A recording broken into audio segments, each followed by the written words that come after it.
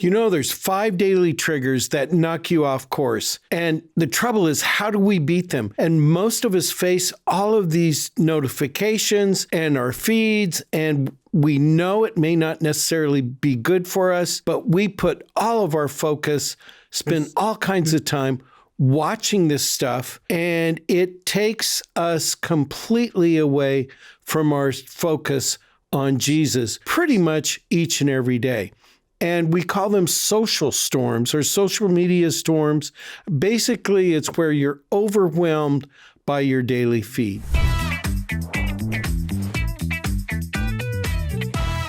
Hi, I'm Arnie Cole, your spiritual fitness coach.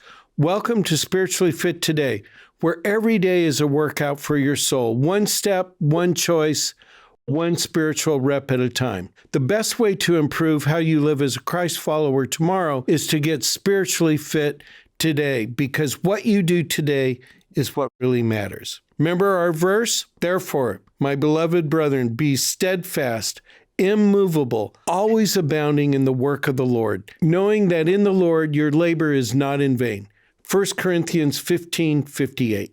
So God calls us to be immovable in our faith. And with all of this distraction, all of this stuff going on, how in the world do you do that? And today, again, I have special guest, our digital architect, Justin Manis, is here to talk about staying focused with all these crazy storms, media storms, some of them created just to grab your attention. Matter of fact, most of the time, I think, are created to grab your attention. But what do we do about it? So, Justin, I've got a few questions for you. Thank you for coming today. Thanks for having me back. So, Justin, my first question is, how do we remain immovable when the digital world is designed to move us constantly from notification to notification, alerts to alerts, and really this happens every few minutes?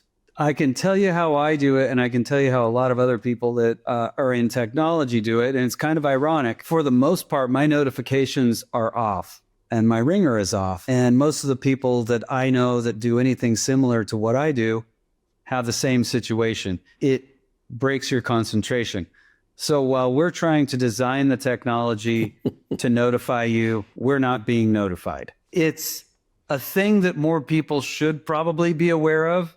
And a lot of jobs don't allow that. But if you're trying to design something or you're trying to do anything that's important to you, then you really have to turn those off, because even if you ignore them, you're now actively ignoring something. You're breaking your focus. So I definitely turn all of those things off. They're off most of the time. And I think that's a big help. If people can just take that one step and say, these are off. So when I'm doing something that's not app focused, I can actually do it. And if you're praying and that little notification ringer goes off, you're probably a little bit distracted, even if you don't hardly notice it. Well, and even the news feeds, they will buzz you when something happens as well. And then there's a lot of us older folks who we want to know if somebody is texting us because there's an emergency, but we don't necessarily want to know from Fox News some kind of political event.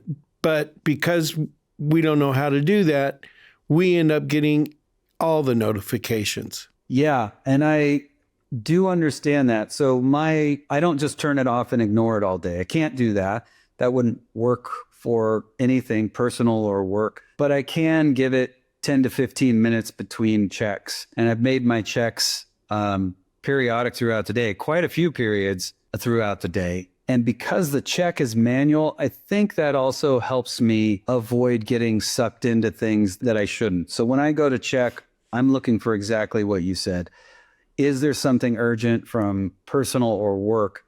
And if there's not, I may see something I want to click on, a news story. I'm just as susceptible to that as anybody. But I know that I'm in a check period, and I think because it's my manual engagement that it helps me avoid those things. I wish I could say I did it all the time, but I probably do it more often than not when I'm in a notifications off configuration. And are the algorithms smart enough to know when you respond to notifications, like time of day? I mean, can they get that sophisticated? They definitely could get that sophisticated.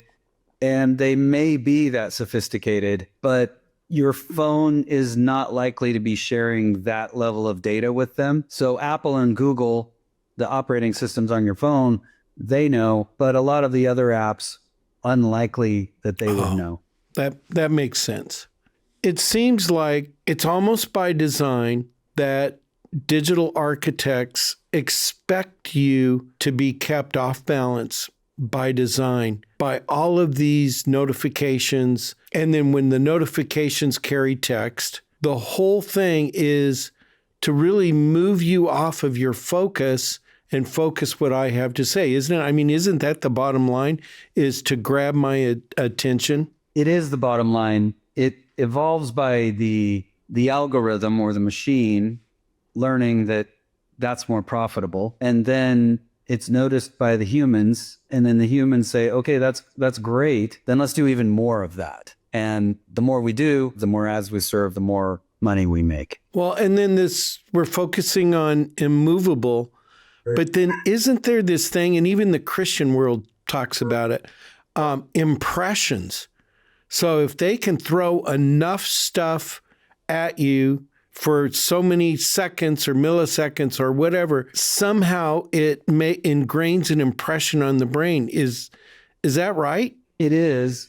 In secular technology, the change that's most desirable, no matter what they say, because what they do is they want your brain to be acclimated, and they essentially want you to have attention deficit disorder. They want you to be moving from content piece to content piece, and they want you to engage things that are, call it less than a minute, and oftentimes far less than a minute. That way, you engage a piece of content, you scroll up, and within 10, 15 seconds, you have an ad in front of you. And maybe you engage that for a few seconds. Hopefully, you click on it and buy something.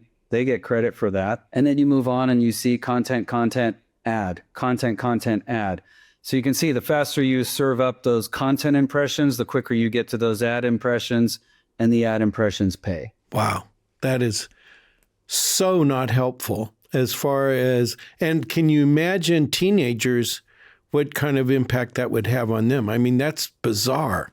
It's really bizarre. I don't know the exact impact. I don't know how well researched what I'm listening to and reading is, but the common hypothesis is that while the brain is still in formation, I think that lasts until you're about 25, you can really form it in a way that is more or less permanent if you keep doing the thing over and over. So I think we're going to find out what the permanent effects of this are, and I don't think we're going to be very happy about what we find. Yeah, and probably not only for our children, but for ourselves as well. Yeah, I'm sure you can change a person's brain after 25. I think it's just, it takes a lot more work. The elasticity is gone, or more gone than in a young person. But yeah, I think especially for the next generation coming up, the hypothesis says they're going to just generally be very impatient. So really, and maybe the machine dreamed this up, but each day you're served up a media storm, whether you realize it or not, of just boom, boom, boom, being fed, some of it hate-laced, some of it happy-laced. The machine has the common thread that runs through it, feeds the ads at the certain time. It's really a storm by design each day that most of us don't even realize that it's a storm. That's right. My mom, for example, she watches Fox News, and I will go in and I'll see her watching Fox News, and pretty quick we'll turn it off so we can talk. I usually have to ask because they also have figured out in a single stream how to serve up a storm. And I'm sure they're looking at social media and saying, okay, we just have one stream. How can we make it more like a storm? Because that's what people actually want. And Fox is something between social media scrolling and ESPN at this point. It's brilliant in a not so great way. So this idea of being immovable on your focus on Jesus is really, these efforts are almost a direct distraction. I'd say attack, but if not attack, a direct distraction of not only your faith journey, but anything you pay attention to. Anything. And I think especially your faith journey, my impression of a faith journey, and certainly my own, is that it takes time. I need to take a beat. I need to slow it down, and I need to pay attention. And it can be difficult after everything that's been moving so fast and energizing me. You know, it's like going from music with a really fast beat down to something with a really slow beat. You need a transition time. But I also suspect if you do start engaging in willful, hey, I'm going to pull myself out of this media storm. I like that term, by the way, Arnie.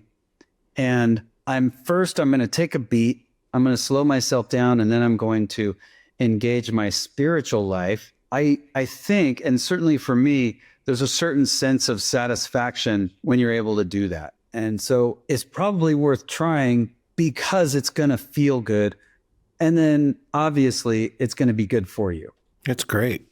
So how do you beat this media storm that we have? And the storms, there's a science to it. And one of it is based on criticism. And how can you beat it when so much matters about approval? And one thing that our research has shown is if you can focus on Christ's approval and not this media storm, and whether it's social, your friends, or all of that, that's really what matters and not the crowds. The second suggestion is on temptation. You can beat this media storm, and we haven't talked about pornography and all of the stuff that media can feed you, is you can set up guardrails before you even start into your media. That's helpful. How do you protect yourself from things that you know are bad for you in your media feed? You know, because filtering they used for a while, but I think algorithms have pretty much gotten around a lot of that. How can you filter yourself so you don't get all of this negative stuff? One of the worst things that a person can do, therefore one of the best things that a person can stop doing in their social media life, is pretty simple. It's going to be hard if you're already doing it. Stop reading the comments. Do not make a comment. Oh, really? And I know in some of the things that we work on, we want people to make comments. Right. And I think that's for a different purpose. But when you're outside of your spiritual walk, if you're making comments, you are going straight where the machine wants you to go, and it will try to suck you in to an argument or a debate that it becomes larger and larger. It feels personal. It just isn't. Not in those larger contexts. Wow. That is a great pointer. The third thing, how it can derail us, is grief and loss. Oftentimes, and especially on the grief and loss side, you see gory, horrible things that you would never have seen a few months ago, even, it seems like. And it seems it's constantly serving you up this storm of tragedy. And to stay focused on that, it's pretty tough. Are there ways? I know for me, there have been some pretty graphic, especially with some of the assassinations, videos of the actual, what it looked like. And fortunately, I had warning that this was happening, so I didn't look at the video. But some people stumble in that stuff, and it has a tremendous derailing effect, and you can't have a filter. Any suggestions on that? That's a really good one. It's a difficult one. Let's say you're on YouTube and something comes up. You let a video roll to the next thing or whatnot, and you get one of these assassination videos or a war video or something like that. This is not new news. The news media, going back to probably the Greek days or something, all the way back, has known that tragedy and destruction get more attention than anything in a happier light. But let's say you get it on YouTube and you thumbs down it. You actively thumbs down it. They will just take that as an engagement signal and they will give you more. If you slow down and you watch it, they'll give you more. The best you can do is to actively ignore it, which means scrolling by it quickly. Just leave quickly and ignore it. Don't say anything. Don't comment. Don't say it's a bad idea. Don't thumbs down. And then that's just the best you can do. But they know. The algorithm knows. The people know. Everybody knows tragedy and destruction are big hooks. big hooks on your spiritual life too. And then just the general distractions. I think your suggestion of turning off your phone, at least for a short period of time during spiritual times, is either prayer or reading the Bible, is very good, because in some regards, you're admitting that if you don't do that, you're probably going to not be very steadfast or unmovable, at least for the day. You know, our whole thing is just winning each day. So that, I think that was a very good suggestion. How do you deal with cultural pressure? So you've got several different angles. You've got the social side, you know, with your friends.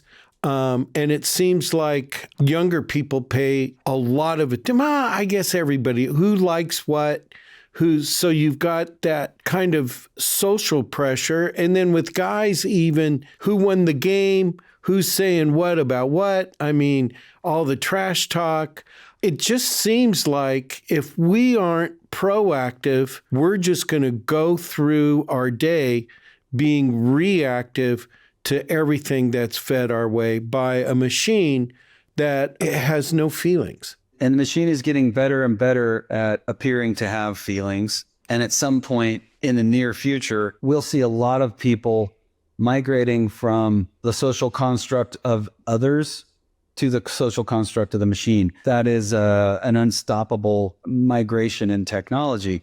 I think there are good ways to use it. At the same time, I don't quite know what that answer is. If you said, well, I'm just going to go do my own thing. I'm going to read the Bible constantly. Maybe that is good, but it's also unbalanced. And I don't even think the Bible would want you to do that. I think the Bible would want you to go and engage with others in a specific way, to be discipled, to be discipling others, to just be involved in that social construct. For me, I guess if there's one tip, again, it's sort of ironic. I think people, well, I guess now that they're listening to this, they will be surprised. They wouldn't be surprised. They will be. I use a notepad, and I use a pretty decent one. I use a Moleskine. The reason I use a Moleskine, they're kind of expensive, is it makes me pay attention to that article itself. And then I write down a list. What do I have to do today? And I check that list 4 or 5 times a day. And if I don't check the list, it's very easy to get distracted. So I've got my list on paper and I'm checking it several times a day. So I'm not constantly checking everything on my phone. Of course, I have my calendar and a lot of other things that are on the phone. Maybe grab a notepad, a field notepad, and make yourself a little list today. And sometimes I put things on there if I'm really busy. Eat lunch. I forget to eat lunch and I start getting hangry. I'll put something on there, take a moment, pray for this person or that thing. Those types of manual activities might be a good way to break away. I don't have the answer, but that might be one helpful hint. That's great. So one good takeaway is that these media storms, they try to move us, but God's call for us is clear, that we need to be steadfast, immovable. And really what we're talking about is staying focused when you have all of these triggers that totally try to throw your spiritual life off. So our soul pump assignment for today are, first, the reflection. Recall a time in your life that you felt your world was shaking and shattering, especially due to social media. And how did God carry you through that time? Take a moment to thank Him, how you learned to kind of overcome all the distractions and start applying those kinds of things to every day, because every day we are overwhelmed with a social media storm. And then on the social connection, the revealing part to someone else is, if you see someone who's struggling under pressure, talk to them. Tell them that you really care for them. Give them an encouraging message and remind them that maybe part of being overwhelmed has to do with their social media feeds and all of that. And remind them that God is holding them steady. And for our prayer for today, that friend you reached out to, pray for them and pray to God that they'll strengthen not only your friend, but both of you, and help the Lord establish with you an unshakable faith. in order that you can win each and every day and not succumb to these tremendous firestorms that we have on the media platforms that we all partake in daily. So before you rush back into your day, pause for a moment. You just finished a spiritual rep, and it mattered. Whether you prayed, encouraged a friend, or opened God's Word, that small act is sharing your soul for eternity. Remember, spiritual fitness isn't about perfection. It's about showing up each and every day. So celebrate the steps you took today. And if this podcast helped you, reach out to a friend. And thank you for coming today. And we've got Justin back for another day, and we'll sort this stuff out again tomorrow. Thank you, and see you tomorrow.